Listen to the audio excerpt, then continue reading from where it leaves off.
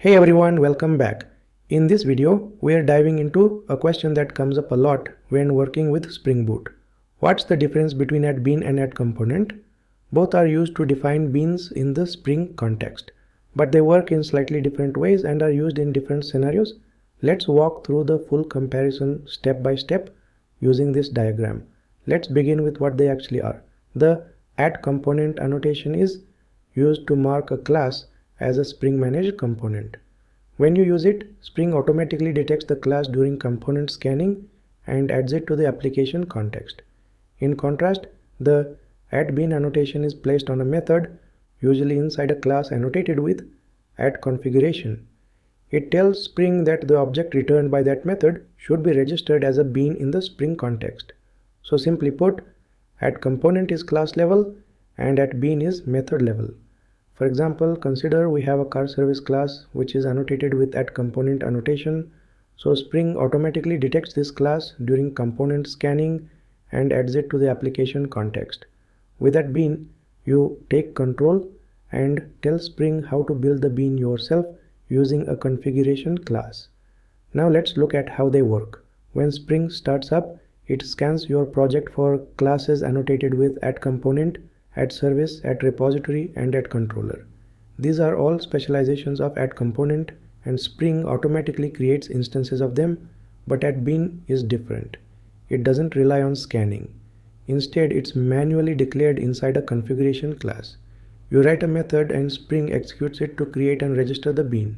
So with add-component, Spring finds and registers the bean for you. With that bean, you take control and tell Spring how to build the bean yourself. For example, imagine we have a payment service class. If it's annotated with that component, Spring picks it up automatically. But if we use add-bean, we define it manually inside a configuration class, giving us full control over how the bean is created. Let's talk about when to use each.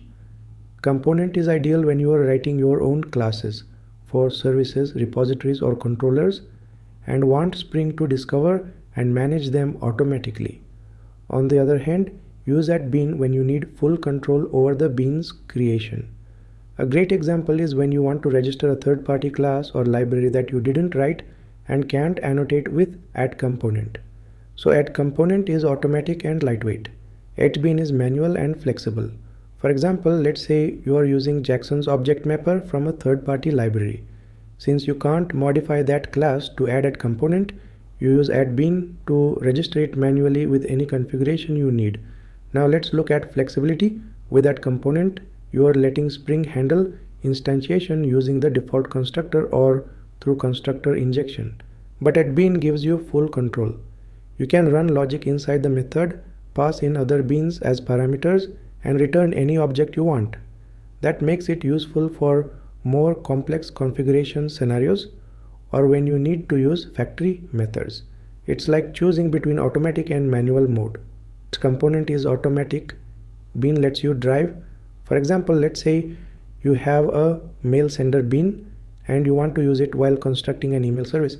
With that bean, you can pass mail sender as a parameter, write logic, and return a fully initialized service. Another key difference is where they are used. Add-component goes directly on the class you want to manage, but add-bean must be used inside a class annotated with add-configuration. That's how Spring knows where to look for your bean producing methods. Think of a configuration class as a blueprint, and each method marked with add-bean is a recipe for creating one specific object. For example, take notification service. You can either annotate the class with add-component or define a method inside a add-configuration class using add-bean.